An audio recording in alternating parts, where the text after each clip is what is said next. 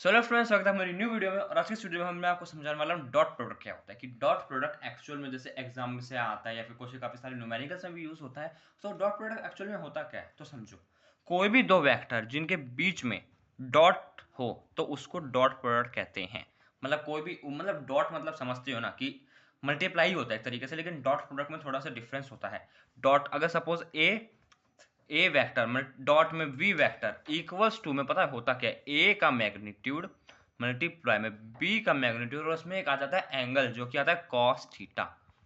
और थीटा क्यों लगता है? क्योंकि देखो कोई भी वेक्टर होता है, सपोज ये वेक्टर ऐसे जा रहा है, ये वेक्टर ऐसे जा रहा है, तो इनके बीच में कोई ना कोई तो एंगल होता है ना, तो इसलिए हम इसमें कॉस थीटा भी लगा देते हैं। डॉट प्रोडक्ट में ऑलवेज आपको कॉस थीटा ही लगाना है। अगर आपके एग्जाम में कभी पूछा जाए कि क्या नाम है एंगल फाइंड आउट करो इस दो वेक्टर के बीच में कुछ भी हो, तो आपको ऑलवेज हमेशा डॉट प्रोडक्ट ही यूज करना है, इस बात को ध्यान रखना। तो हम डिस्कस कर लेते हैं। सपोज जैसे कि वेक्टर हो, मैंने बोला ए वेक्टर डॉट बी वेक्टर। तो वेक्टर एक्चुअल में होता क्या, आप जानते हो नहीं जानते हो देखो समझ लो। जो वेक्टर होते हैं ना वो अलग अलग फॉर्म में होते हैं। एक होता है I dot, I cap plus J cap plus के कैप। इस फॉर्म में होते हैं जो वेक्टर्स। सपोज ये वेक्टर कुछ भी हो सकता है, जैसे 2 हो गया, ये 3 हो गया, ये 4 हो गया, ऐसे ऐसे करके अलग अलग उसमें ये वेक्टर्स होते हैं। तो इन दोनों को आपस में मल्टीप्लाई करना होता है। और तो इन दोनों को जैसे ये हो सकता है, ये अलग हो सकता है, तो इन दोनों को आपस में मल्टीप्लाई करना होता है और इसी का मैग्नीट्यूड निकालना होता है। अब सपोज चलो मैं आपको एक एग्जांपल देता हूँ, ठीक है। अब देखो जरा एक एग्जांपल समझो, इसका एग्जांपल से आप समझ जाओगे, ठीक है। सबसे पहले एक आप टेबल समझ लेना इसमें, उसके बाद पहले मैं एग्जांपल लिखता हूँ, उसके साथ साथ समझाता हूँ। एग्जांपल ले लो कि जो ए है वो है हमारा वन आई कैप प्लस 2 जे कैप प्लस 3 के कैप, ठीक है। और हमारा जो बी है,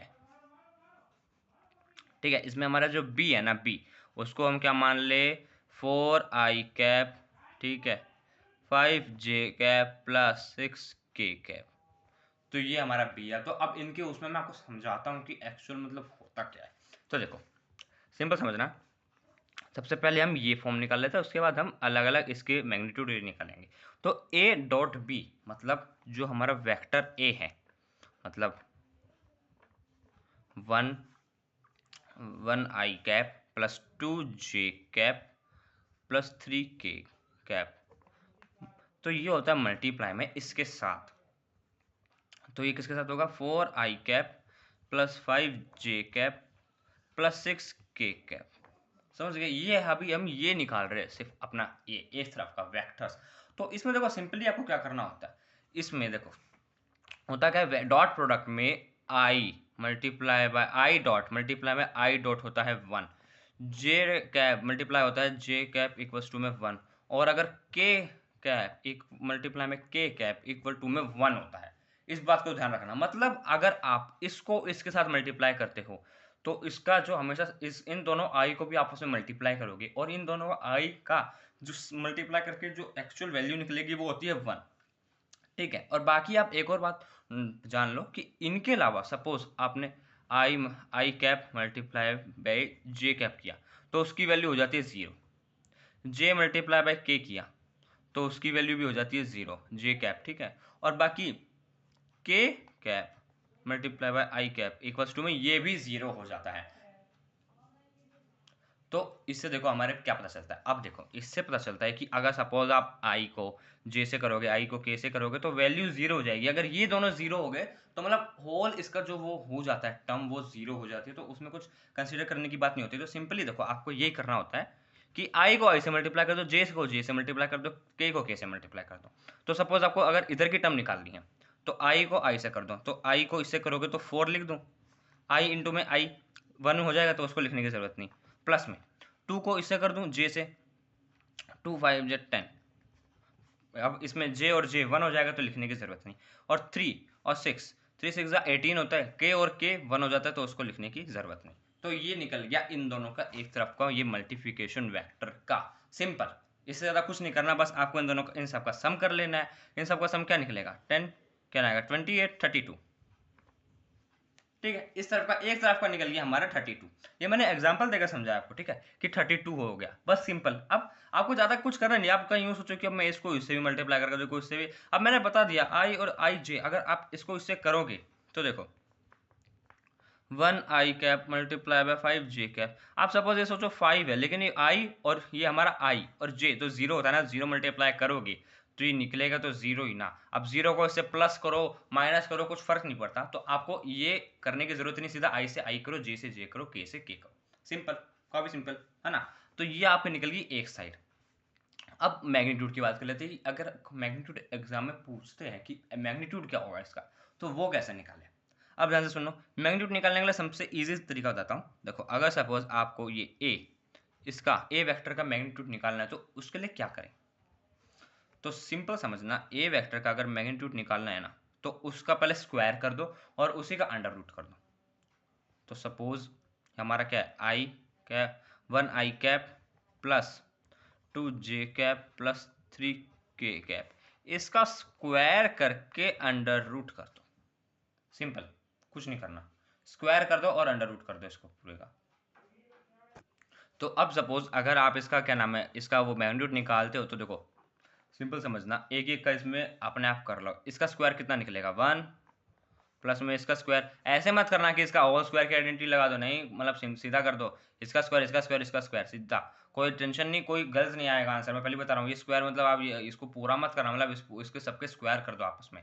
इसका स्क्वायर 1, 4 का स्क्वायर 2 का स्क्वायर 4, 3 का स्क्वायर 9, सिंपल। अब ये अंडर रूट में है तो अंडर रूट में 4 14 हो जाएगा ये। तो सिंपली मैग्नीट्यूड हमारा 14 निकल गया, अंडर रूट 14, सिंपल, इतना ही करना है। यू आइडेंटिटी मत लगा देना, वरना गलत आंसर निकल सकता है आपका, ठीक है। सीधा बस इसका स्क्वायर इसका स्क्वायर इसका स्क्वायर और आपका वो सीधा डायरेक्ट करके आपका आंसर निकल जाएगा। इसमें कुछ वो भाई अपना ज़्यादा दिमाग यूज़ मत करना, वरना पक्का भाई एग्जाम में आप गलत करके आ जाओगे, ठीक है। ज़्यादा कुछ हलमला बिल्कुल हलवा है, कुछ ज़्यादा वो नहीं है। ऐसे करके आप इसका बी का भी निकाल देना, सिंपल है। अब देखो आपके पास इसकी इसकी वैल्यू आ गई, इन दोनों की वैल्यू आ गई। आप एग्जाम में आपको यूँ दे देंगे कि चलो एंगल निकाल दो, तो सिंपली देखो इसकी वैल्यू लिख दो ए प्लस ए इंटू बी की, इसका मैग्नीट्यूड लिख दो 14, बाद में इसका मैग्नीट्यूड निकाल दो, इसका देखो मतलब इसका मैग्नीट्यूड निकाल दो, इसका कितना निकलेगा 20 प्लस में 25 प्लस में 36, इन सबको प्लस कर दो तो इतना क्या आएगा 45 प्लस 36, ठीक है 11 61, तो रूट 61 इसका आ गया। और साथ में आ जाएगा कॉस थीटा, इसको इधर शिफ्ट करो, बाद में इसको कट प्लट करो, तो जितना आंसर आएगा वो आपको कॉस थीटा हो जाएगा। और सुनो, ये चीज़ ज़रूरी नहीं है आप में कि आपका जो कॉस है वो 1/2 हो 3, ये चाहे 1/2 हो, 1/√2 हो, 3√2 हो, ऐसे ज़रूरी नहीं है कि आपके एंगल यही आए ना, कुछ भी आ सकता है, कोई भी वैल्यू आ सकती है, लेकिन जो वैल्यू निकलेगी ना वो एक्चुअल एंगल होगा। टेंशन मत लेना कि अगर आपको इन चीज़ों के अलावा कोई और एंगल निकल जाए तो वो एंगल कंसीडर नहीं करेंगे, नहीं, वो एंगल कंसीडर होगा, वो एंगल होगा, ज़रूर होगा। आप उसको जितना वो वैल्यू निकलती है ना, सपोज 40/√3 आ जाए तो छोड़ दो, उसी को उसमें छोड़ दो, वो भी एक एंगल कंसीडर होगा कि ये कॉस थीटा की हमारी वैल्यू निकल गई। आपको सिर्फ कॉस थीटा निकालना है और कुछ नहीं करना, सिंपल सा है। बस यही था डॉट प्रोडक्ट। बस आपको अगर कोई पूछे डॉट प्रोडक्ट होता क्या है, तो सिंपल बोल देना कि दो वेक्टरों का जो मल्टीप्लाई होता है तो उसमें उन ए का मैग्नीट्यूड इंटू में बी का मैग्नीट्यूड और साथ में कॉस थीटा लग जाता है, सिंपल। बस इससे ज़्यादा कुछ नहीं है डॉट प्रोडक्ट के अंदर। बाकी आपको मैंने बता दिया कि इसकी आई इंटू में आई 1 होता है, जे इंटू में जे 1 होता है, के इंटू में के 1 होता है, और बाकी जो चीज़ें हैं उनको मल्टीप्लाई नहीं करना होता।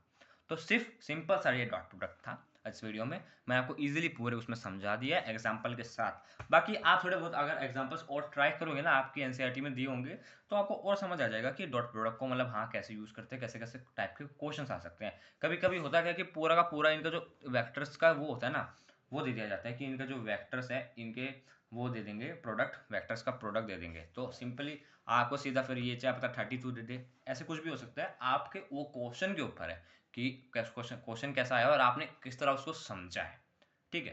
तो गाइस देखो आज की वीडियो में इतना ही, बस काफ़ी सिंपल सब्जेक्ट था, मतलब काफ़ी सिंपल था डॉट प्रोडक्ट। तो आई होप आपको समझ आ गया होगा, और अगर आपको नहीं आया समझ तो मुझे कमेंट सेक्शन में बता देना, मैं आपको फिर से एक नई वीडियो में आपको डॉट प्रोडक्ट समझा दूंगा। तो मिलते हैं हम अपनी अगली वीडियो में, तब तक के लिए बाय बाय।